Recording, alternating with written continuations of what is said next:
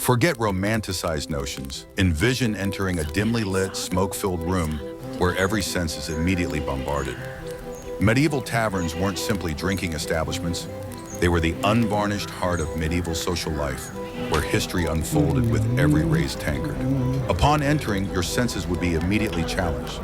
Initially, you'd encounter the smell, a potent blend of unwashed bodies, spilled ale permeating the wooden floorboards for decades, and an indefinable, faintly decaying odor. The floor, sticky and extremely sticky, had rushes strewn across its surface to absorb spills, mud, and vomit. These weren't replaced frequently, particularly in busy establishments. The floor might even squelch underfoot, creating an immersive auditory experience. Furnishings were rudimentary, built to endure considerable abuse. Seating consisted mainly of sturdy benches, with stools reserved for regulars or those willing to pay extra. The ambiance was intentionally dimly lit, improving the appearance of the drinks while obscuring questionable stains on the walls. This lighting, combined with rough-hewn planks balanced on barrels and wobbly, three-legged stools, contributed to an atmosphere that was always potentially precarious. Medieval taverns were incredibly boisterous. Absent any background music, conversation was conducted at elevated volumes. A typical evening soundscape would include spirited haggling over prices, slightly off-key drunken ballads, and the occasional crash of furniture during altercations. The architectural design was uncomplicated, yet varied geographically. Most taverns featured a main room with a central hearth, smoke escaping through a hole in the roof's thatch, resulting in a perpetual hazy atmosphere. Larger towns might boast two-story taverns with drinking and socializing downstairs and sleeping quarters upstairs. These sleeping areas generally consisted of a single large room where travelers slept side by side on straw mattresses. Furnishings were minimal, utilitarian in design. Tables were typically simple planks set upon trestles for easy relocation or dismantling during disturbances. Decorations were largely absent, perhaps a simple painting of the tavern's namesake animal or emblem above the entrance. The bar wasn't the polished wooden counter of today. It was typically a plain plank or a half barrel from which drinks were directly dispensed from casks using wooden spigots hammered directly into the barrels. There was no elegant dispensing system, simply straightforward methods of liquid provision. Storage areas were largely unconcealed. Barrels were stacked against walls, bunches of herbs hung from rafters, and in coastal taverns, nets containing dried fish occasionally added to the sensory experience. The absence of any separate storage space meant all provisions were visible. Barrels of beer and wine lined the walls, providing practical insulation while remaining easily accessible. Sacks of grain and preserved foods were stored in corners or beneath the benches. In northern regions, strings of sausages and cured meats hung from ceiling beams, curing in the hearth smoke. Smaller barrels holding valuable spices were positioned near the serving area, simultaneously showcasing the establishment's prosperity and keeping precious items under close observation. Northern European taverns often featured a central stone hearth, which provided limited warmth but plentiful smoke. Southern European establishments tended to have more sophisticated tile or brick hearths with chimneys, meaning less smoke, but not necessarily a more refined ambiance. Identifying a medieval tavern was simple. A distinctive pole with an easily recognized sign extended from the building, identifying the tavern even for those who could not read. Common names included the Black Bear, the Red Lion, or simply an image of a crown representing royal permission to operate. The density of the space provided an advantage in colder months. A packed tavern in winter offered one of the few truly warm spaces for commoners. The collective body heat of numerous patrons could markedly raise the internal temperature, complementing the tavern's distinctive aroma. Despite these less than ideal conditions, medieval taverns remained vital community hubs. One might assume that medieval taverns were only frequented by peasants seeking respite from arduous lives. The reality, however, is far more multifaceted. These establishments attracted a diverse crowd from all social strata. A considerable portion of the clientele comprised laborers. Many would visit for a drink before heading home after long hours in the fields or workshops. For some, the tavern offered the only warmth experience throughout a winter day. Farmhands, blacksmiths' apprentices, and various other workers often spent their meager wages on ale instead of improving their living conditions. A 15th century record from York reveals that one carpenter spent roughly half his weekly wages at his local tavern, a habit that prompted his wife to complain to the local magistrate, who was likely at the same tavern that evening. Merchants represented another significant customer base. Traveling traders frequently used taverns as informal offices where deals were struck over mugs of ale. In larger towns, specific taverns became known as centers for merchants selling particular goods. In 14th century London, wool merchants frequently convened at establishments near the river, creating an early commodity exchange. The Woolsack Tavern near Thames Street is mentioned in more than 30 business contracts from that period, demonstrating that the tradition of sealing deals over a drink has ancient roots. Perhaps most surprisingly, members of the clergy were regular tavern patrons. Despite sermons decrying drunkenness, monks and priests were frequently observed enjoying ale alongside other patrons. This wasn't necessarily hypocritical. Many monasteries owned taverns as revenue sources, and monks were often skilled brewers. The Abbey of St. Albans operated 3 taverns by 1250, serving ale brewed by the monks themselves. Church records frequently document cases of clergy being disciplined for excessive tavern visits, including one where a priest was found leading an intoxicated singing competition while standing atop a table, quite literally raising spirits. Knights and soldiers were also frequent visitors to taverns. While traveling between assignments or participating in tournaments, these professional fighters often stayed at taverns instead of imposing on local noble families. Their presence could either deter or create trouble, particularly when knights from rival lords encountered one another. One chronicle recounts a tavern brawl in 1387 that started with an argument between 2 knights over a tournament result and resulted in 7 injuries, 12 broken stools, and a collapsed ceiling beam. Medieval knights protecting the realm by day, demolishing furniture by night. Even nobles frequented taverns, although they tended to patronize higher-end establishments or private rooms. For younger aristocrats, frequenting ordinary taverns was a form of rebellion. Women were also present, though their roles varied.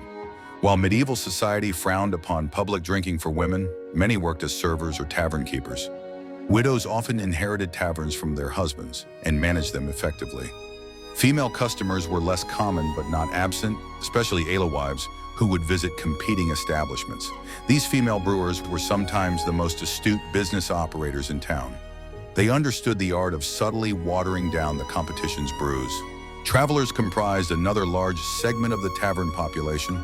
Pilgrims, messengers, and peddlers all relied on taverns for shelter and sustenance. Taverns offered foreign visitors a glimpse into local culture. Even if that glimpse was sometimes startling, the diverse clientele made taverns natural hubs for information exchange. A sailor returning from overseas might share news with local merchants. A pilgrim could relay information about road conditions. This function was so well established that authorities sometimes paid informants to frequent taverns and report on conversations. Medieval espionage, largely conducted over government-funded drinks. Medical practitioners occasionally practiced their trade in taverns as well. For these individuals, taverns offered rare spaces for candid conversation, facilitating a unique medieval form of networking where connections were forged, secrets shared, and careers built or destroyed. Funeral gatherings commonly included tavern stops after burials, a tradition dating back to Roman times and continuing through the medieval period. These gatherings could transition from somber remembrances to boisterous celebrations, indicating that even in the Middle Ages, honoring the deceased often involved the living engaging in copious amounts of alcohol. Now, knowing who frequented these boisterous establishments, let's turn to what kept them returning, notwithstanding the somewhat chaotic environment. A visitor to a medieval tavern arriving hungry would ideally have possessed a robust constitution and muted culinary expectations. The food offered in these establishments would make modern health inspectors immediately cease operations. Pottage dominated the menu. This was essentially a thick stew made from whatever ingredients the tavern keeper happened to have on hand. Meat pies were another common tavern offering, popular due to their portability and ease of preparation. The pastry crust served primarily as a container, often thick, hard, and almost inedible. These coffins, as they were sometimes referred to, protected the filling and enabled easy handling. The filling itself varied widely. A reputable tavern might use fresh mutton or beef, while a less scrupulous establishment would offer the original mystery meat. Freshness wasn't a chief concern. Without refrigeration, preservation methods such as heavy salting, smoking, or pickling were employed.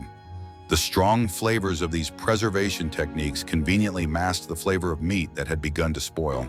Spices, far from being mere luxury items, were practical tools for improving the palatability of questionable ingredients.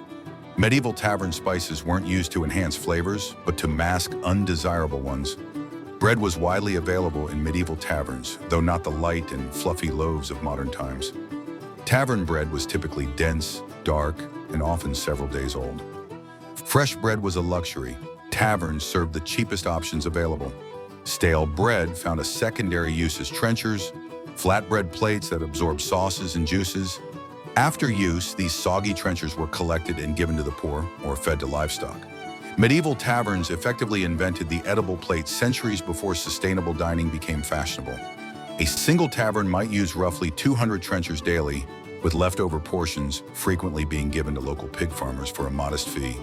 This led to a rather curious cycle where pigs consumed leftover bread, having absorbed meat juices, potentially from other pigs. Cheese was a frequent menu item due to its excellent preservation qualities and longer shelf life than many other protein sources. Hard cheeses could remain edible for months, making them ideal for taverns. Quality could vary greatly, with medieval towns often noting complaints. One colorful description claiming that some tavern cheese was more suitable for cobbling shoes than eating. Some were so hard they could potentially have been used as makeshift building materials. Eggs were another reliable and easily prepared source of protein. Since they were fairly difficult to conceal, any spoilage from eggs were considered amongst the safer tavern foods. The medieval phrase, "good as an egg," likely partially arose from the fact that in a tavern, identifying what one was eating constituted a win. Fruits and vegetables appeared seasonally and were usually cooked rather than served raw. Raw produce was often viewed with suspicion due to fears of illness, a belief contrasting sharply with modern views. Apples, pears, and root vegetables like turnips and carrots might be included in pottage or served hot with spices. Eat your vegetables wasn't parental encouragement in medieval times. It was more of a challenge. Affluent travelers, however, sometimes found more ambitious fare in higher-end establishments, where game birds, fish, and even imported delicacies could appear on special occasions, creating an early model of high-end dining, with portion size inversely related to price. Portions were generally modest in size. Forget idealized notions of medieval taverns. Picture instead entering a dimly lit, smoke-filled space, an assault on the senses. These were not merely drinking holes, but vibrant centers of medieval social life, dynamic environments where history unfolded with each raised mug. The sensory experience was immediate and intense. The air was thick with a pungent blend of body odor, long accumulated spills of ale soaking into the wooden floor, and something vaguely rancid.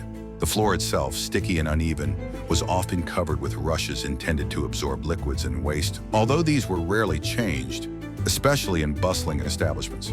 In fact, the floor might have squished with every step, a thoroughly immersive experience. The furnishings were basic, designed for resilience. Rough-hewn wooden planks, balanced precariously on barrels, served as tables. Wobbly three-legged stools, prone to tipping over during boisterous activity, provided seating. The layout was generally simple, though regionally varied. Most taverns featured a single room centered around a hearth, with smoke escaping through a hole in the thatched roof, creating an atmosphere of persistent smoky haze. Larger towns often featured two-story taverns, with the drinking area below and sleeping quarters above. These sleeping quarters were typically a single large room where travelers slept side by side on straw bedding. Decor was minimal, if it existed at all, perhaps a crude painting of this tavern's namesake animal above the door. Windows, if present, were small and frequently covered with oiled paper or animal hide instead of glass, reducing daylight penetration. At night, the interior was illuminated only by the weak glow of tallow candles or rushlights, casting long shadows and adding to the smoky atmosphere. The bar itself was not the polished counter of modern times. Instead, it was frequently a simple plank or even a half barrel from which drinks were dispensed straight from the casks via spigots. No fancy taps, just the raw experience. Storage was typically open and visible. Barrels of beer and wine lined the walls, offering some insulation while being readily accessible. Sacks of grain and preserved foods were kept in corners or under benches, and in northern areas, strings of cured meats and sausages hung from the beams, smoking gently from the hearth. Small barrels of precious spices sat near the serving area, subtly displaying the tavern's wealth while remaining under close watch. Southern taverns sometimes had more advanced brick or tile hearths with chimneys, a luxury reducing the smoke but not necessarily the overall atmosphere. Locating a medieval tavern presented no difficulty. A pole with a distinctive sign extended from the building. Even the illiterate could identify a tavern via a simple pictorial representation. For instance, a crown indicated royal permission to operate. A packed tavern in winter provided an unexpected benefit: warmth. The compressed body heat of numerous patrons significantly raised the temperature, further intensifying the already potent blend of aromas. Medieval taverns weren't solely the domain of peasants. They attracted a surprisingly diverse patronage, spanning all levels of society. Laborers formed a considerable portion of the clientele, frequenting taverns for a drink before returning home after long days. For some, especially during winter, the tavern provided essential warmth. Records from York in the 15th century reveal one carpenter spending almost half his weekly earnings at the local tavern, a practice that prompted complaints from his wife, who surely failed to consider the likelihood that the local magistrate might share her husband's drinking habits. Merchants were also regular patrons. Taverns served as informal business centers where deals were struck. In larger towns, specific taverns became hubs for certain trades. For example, wool merchants frequently met at taverns near the river in 14th century London, establishing an early commodity exchange. The Woolsack Tavern near Thames Street is referenced in over 30 business contracts. Even members of the clergy were frequent visitors. While sermons condemned drunkenness, monks and priests frequently enjoyed ale. This wasn't entirely hypocritical, as many monasteries owned taverns as income sources and monks were often skilled brewers. The Abbey of St. Albans operated 3 taverns by 1250, their ale brewed by the monks themselves. Church records document numerous instances of clergy being disciplined for excessive tavern visits, including one priest who led an uproarious singing competition from atop a table. Knights and soldiers were also common sights. While traveling or during tournaments, they would frequent taverns rather than burdening local nobles. This could either prevent or instigate trouble, especially when knights from rival lords met. One chronicle details a 1387 tavern brawl sparked by a tournament dispute, resulting in injuries, broken furniture, and even a collapsed ceiling. Nobles also visited, though often preferring higher-end establishments or private rooms. For younger aristocrats, however, frequenting common taverns held a certain rebellious allure. Women were present, but their roles varied. While public drinking was frowned upon for women, many worked as servers or innkeepers, with widows frequently inheriting and successfully running their husbands' establishments. Female customers were less common, but alewives frequently visited, assessing their competition and sometimes subtly sabotaging competitors' product quality. Travelers, including pilgrims, messengers, and peddlers, relied heavily on taverns for accommodation and provisions. These establishments provided foreign visitors with insight into the local culture. The diverse clientele transformed taverns into information exchange points. A sailor might share overseas news and a pilgrim could report on road conditions. Authorities sometimes employed informants to gather information in taverns. Medieval espionage fueled by government-supplied drink. Medical practitioners also sometimes practiced their trade in taverns. Barber surgeons might treat minor injuries after the patient had fortified their nerve, and perhaps their pain tolerance, with alcohol, the original liquid courage anesthesia. Most fascinating perhaps were those patrons straddling social classes. Educated clerks working for the wealthy, for instance. Taverns were unique spaces where they could converse freely with those both above and below them, creating opportunities for networking, exchanging information and secrets. The food and drink, however, left much to be desired by modern standards. While the diverse clientele was a compelling aspect, potential diners should have possessed both strong stomachs and muted expectations. Pottage was a mainstay, a thick stew made from whatever ingredients were available. This wasn't refined cooking. The formula was simple: boil everything until it is, at the very least, edible. Reviews rarely mentioned farm to table. Floor to table might be a more accurate description. Meat pies, another staple, were prepared in advance and sold throughout the day. The crust served more as packaging than food, thick, hard, and often inedible. These coffins, as they were known, protected the filling, the contents of which varied wildly. Reputable taverns used fresh mutton or beef. Less scrupulous establishments offered what could best be described as mystery meat. Freshness wasn't a priority. Without refrigeration, heavy salting, smoking, or pickling were commonly used preservation methods. These strong flavors effectively masking any spoilage. Spices weren't used for flavor enhancement, but as a means to combat the taste of less than fresh ingredients. Bread, typically dense, dark, and often several days old, was a staple, with stale bread frequently repurposed as trenchers, edible plates that absorbed sauces and juices. Cheese featured prominently, again due to its ability to last, though quality varied significantly. Some tavern cheese, as described in medieval complaints, might better serve as shoe repair material. Eggs, easy to cook and difficult to disguise when spoiled, were among the safer food options. The expression, "good as an egg," likely originated partly from the fact that in a medieval tavern, if you could readily identify your food, you'd been somewhat fortunate. Fruits and vegetables, typically cooked rather than raw, appeared seasonally. These were not considered health foods. Indeed, raw produce was viewed with suspicion, contrasting with contemporary perspectives. Some higher-end taverns offered more refined options such as game, fish, and even imported delicacies, an early version of fine dining, though with portion sizes often inversely proportional to price. The quantity served was minimal. Medieval people typically ate 2 meals a day. Large tavern portions were exceptional and demanded a correspondingly higher price. Tavern owners understood the relationship between food and drink sales. Saltier foods increased thirst, prompting greater ale consumption. Offering free salty snacks was a clever strategy to encourage alcohol purchases. Ale and beer dominated the drinks menu, with wine also appearing, although quality varied tremendously. Meat and cider appeared regionally. Water was rarely offered as contemporary medical advice deemed it potentially dangerous, which, in the absence of modern water treatment, wasn't entirely inaccurate. The brewing process, however, did kill harmful bacteria.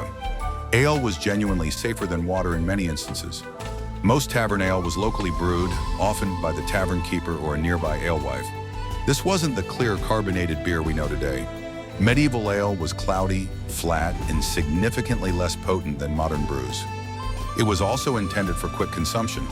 Without effective preservation techniques, ale spoiled rapidly. Drink fresh wasn't a marketing slogan, it was a health warning. Diluting drinks was commonplace. Laws specified punishments for tavern keepers caught diluting their ale. In London, repeat offenders could face public humiliation. Yet this practice persisted, with tavern keepers perfecting the art of appearing guileless while subtly watering down drinks. Given the dubious quality of the food and drink, one might wonder what attracted patrons. Despite the culinary limitations, medieval taverns thrived. They provided a much-needed source of entertainment. With their long working days, taverns offered valuable opportunities for fun, games, and socializing, though these were often boisterous and potentially dangerous. Gambling was ubiquitous. Dice games reigned supreme, with regional variations. Archaeological discoveries revealed dice throughout medieval settlements, many suspiciously weighted in the house's favor. Hazard, a dice game similar to modern craps, was especially popular. Board games, such as an early form of backgammon and chess, were available, often with skilled players taking advantage of less experienced gamblers. Impromptu competitions also attracted enthusiastic betting. The strongest person or the individual who could hold their breath the longest or drink the most ale without succumbing would offer a fun way to spend the evening. Music and storytelling provided more refined entertainment. Wandering minstrels traded performances for food and lodging, and taverns with regular musical acts were especially popular. Storytellers, specializing in local legends, epic tales, and sensationalized news from distant lands held audiences captive, sometimes even silencing the most rowdy patrons. Dancing, particularly during festivals, also occurred, although the energetic, often suggestive moves were frequently denounced by church authorities, making them all the more appealing. Some taverns even offered companionship. While outright prostitution was illegal, many taverns employed women providing various levels of company for a price.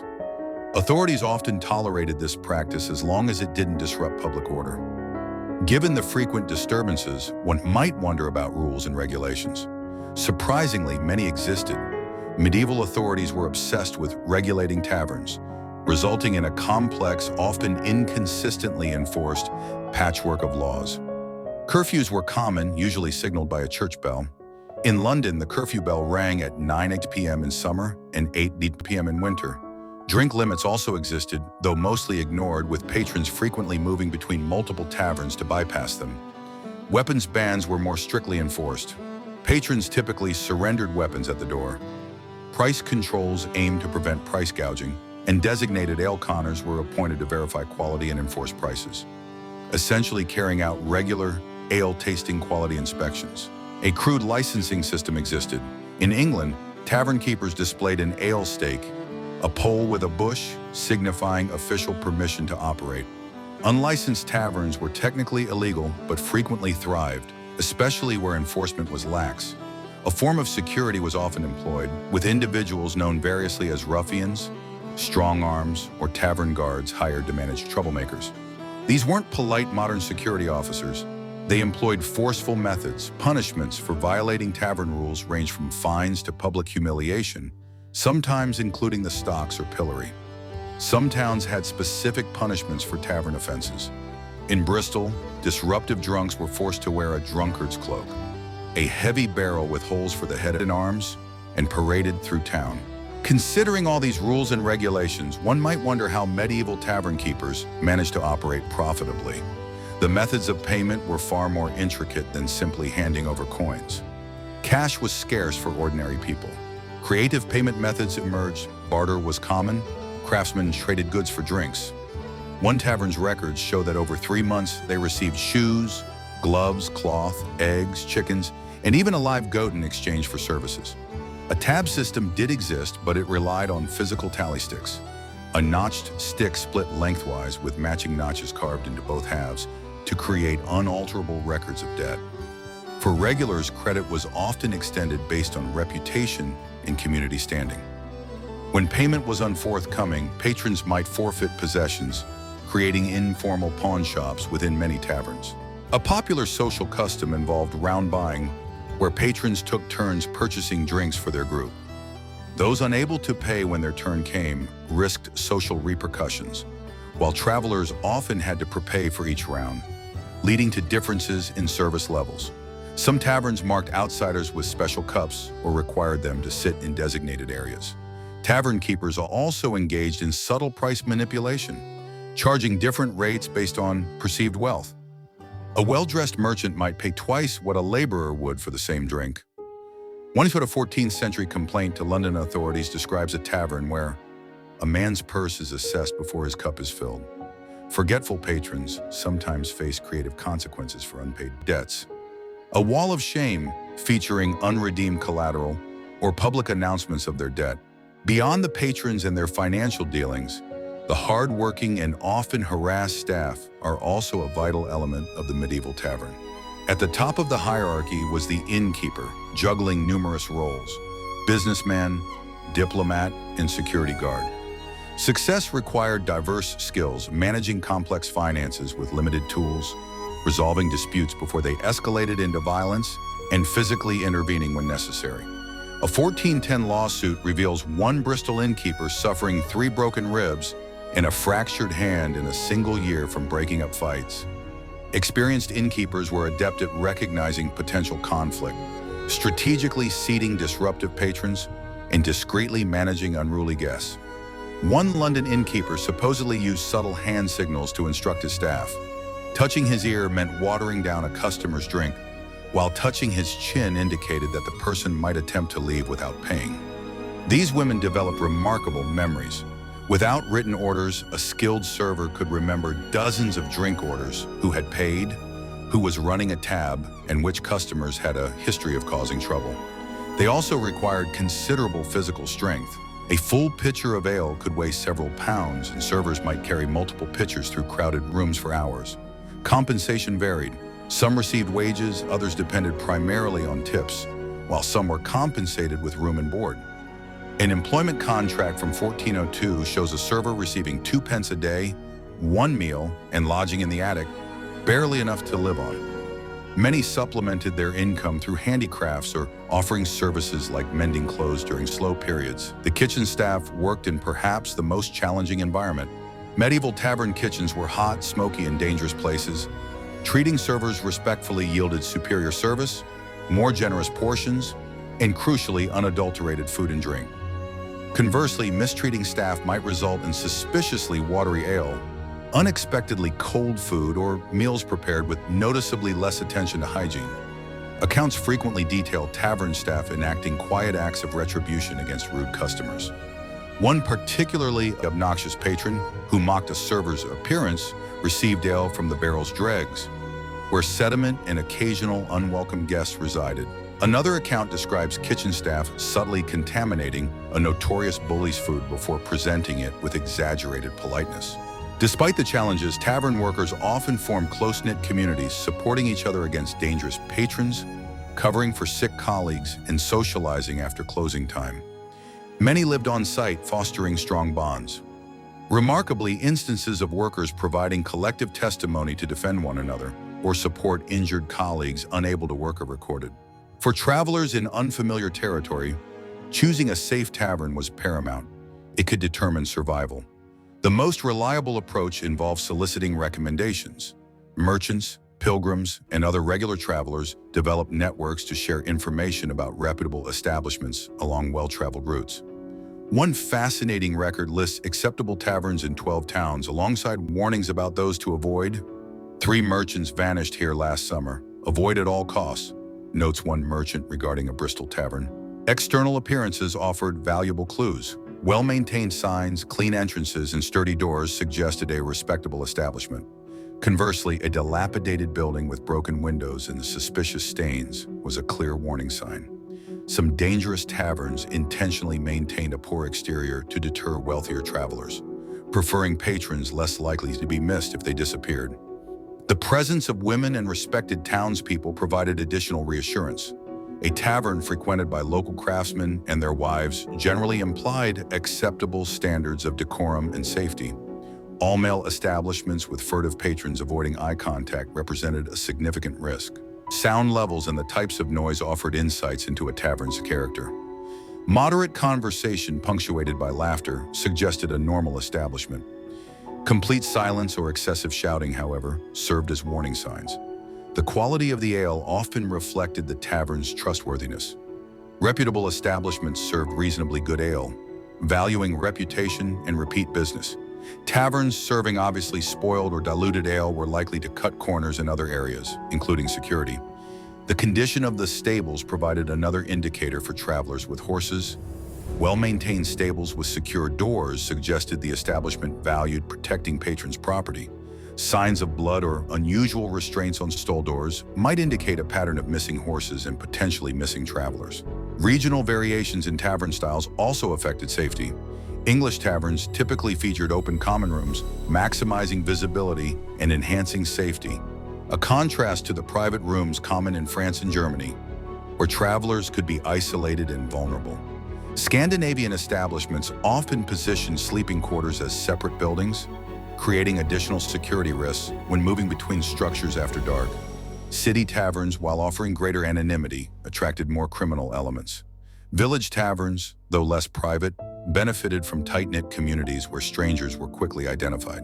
Coastal taverns near ports developed particularly notorious reputations for attracting transient sailors and traders who might disappear to sea after committing crimes. A 15th century saying aptly warned, "Trust a mountain tavern before a harbor tavern, and trust your own tent before either." Religious establishments, where available, provided the safest option. Many monasteries maintained travelers' hospices. Though basic, these offered secure lodging. While they didn't serve alcohol, they often provided food and drink as an act of charity. For those prioritizing safety over entertainment, these were the preferred choice, though they usually required donations and participation in religious services. Those with status or connections often sought accommodations in private homes. Merchants with guild ties frequently stayed with fellow guild members, while nobles could expect hospitality from other aristocratic houses. Letters of introduction facilitated these arrangements. Travelers facing uncertain lodging sometimes employed precautions. blocking doorways with furniture, sleeping fully clothed with valuables concealed, or taking turns keeping watch.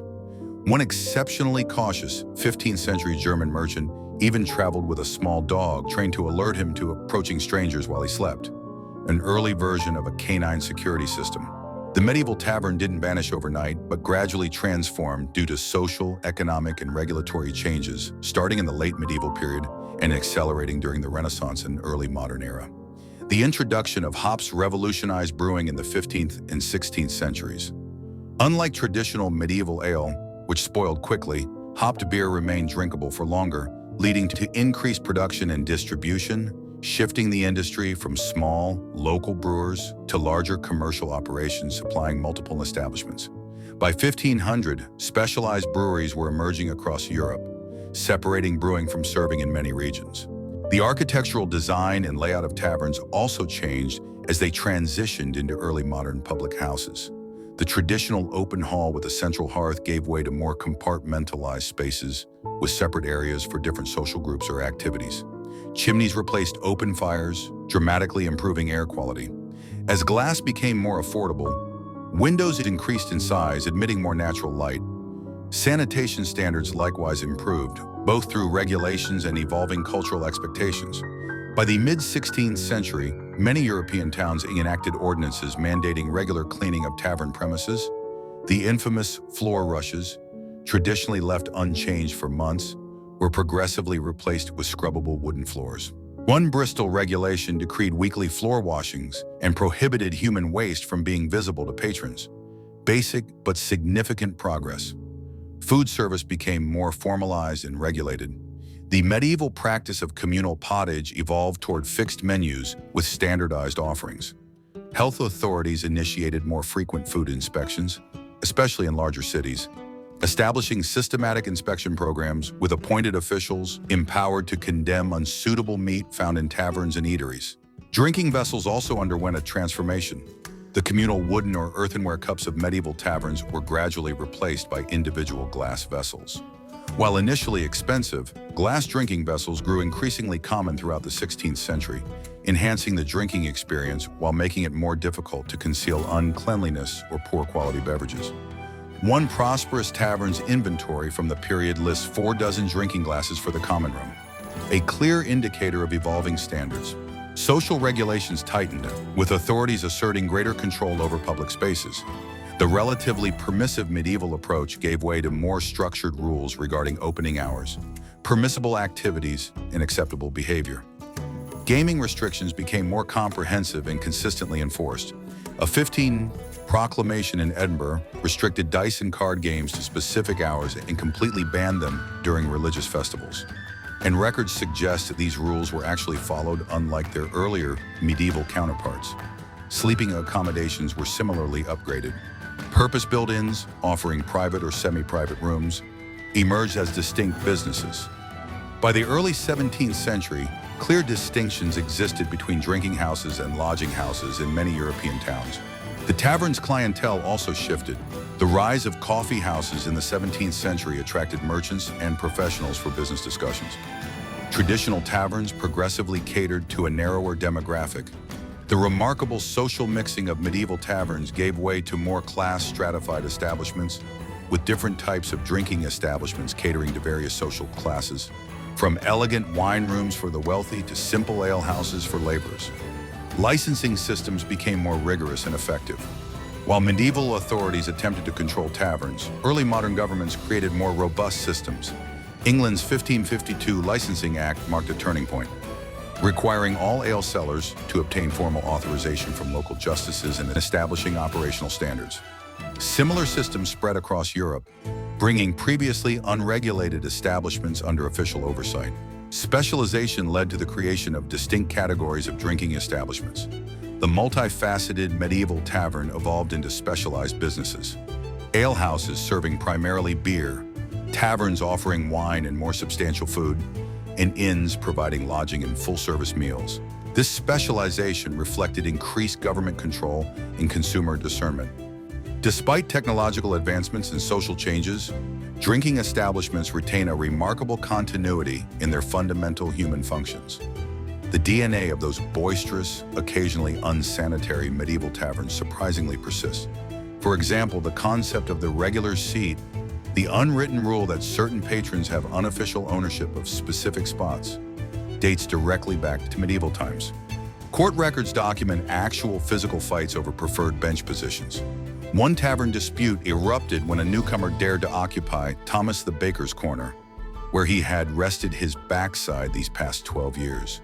Contemporary bar patrons might employ glares instead of fists, but the underlying psychology persists.